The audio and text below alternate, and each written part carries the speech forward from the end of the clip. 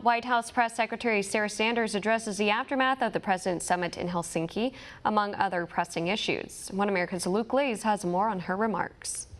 Press Secretary Sarah Huckabee Sanders looks to put out the media firestorm which resulted from the President's Finland summit and reveals the President's plans for next week. Sanders, in a press conference Wednesday, highlighted the many steps President Trump has taken to crack down on Russia's criminal antics. The President has continued sanctions on Russia's malicious cyber activity in response to election hacking. We've expelled 60 Russian operatives from the United States and closed 2 consulates. President Trump issued 4 statements condemning Russia's poisoning of UK citizens on UK soil and has repeatedly called out Russia's actions, exporting energy to our allies in Eastern Europe. Look, the president has been extremely tough on Russia, and to say anything different is just not true. Sanders also explained the many productive aspects of the private conversation between President Trump and Putin, saying they discussed scaling back U.S. and Russian nuclear arsenals, bringing an end to the humanitarian crisis in Syria, and the denuclearization of both North Korea and Iran.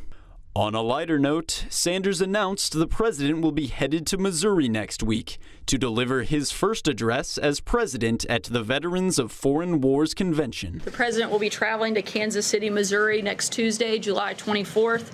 He will address the Veterans of Foreign Wars 119th Annual Convention.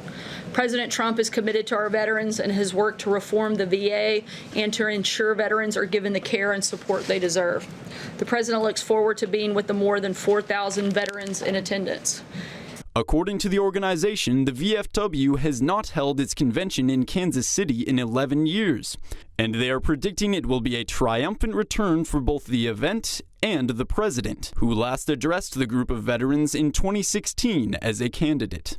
President Trump has been consistently pro-veteran throughout his campaign and his time in office, and now looks to benefit the community by endorsing former Air Force Reserve officer and government official Robert Wilkie to fill the currently empty seat at the head of the organization. Wilkie, if confirmed by the Senate, is set to carry out the Trump plan of transforming the VA, an agency which the president has labeled the most corrupt in the nation.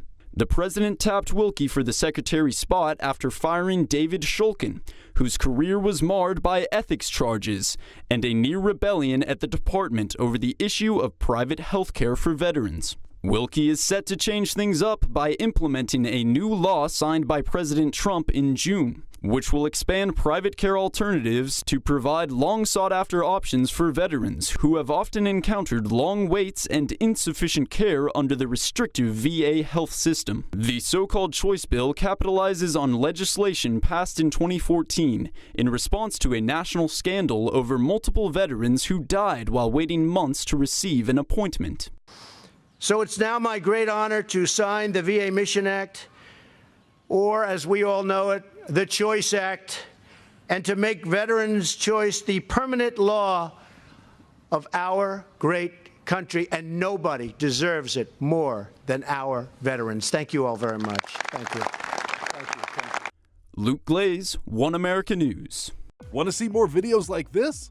Click on the link below and subscribe to One America News on YouTube, and call your cable provider and kindly demand that One America News is added to your lineup. Call and subscribe today.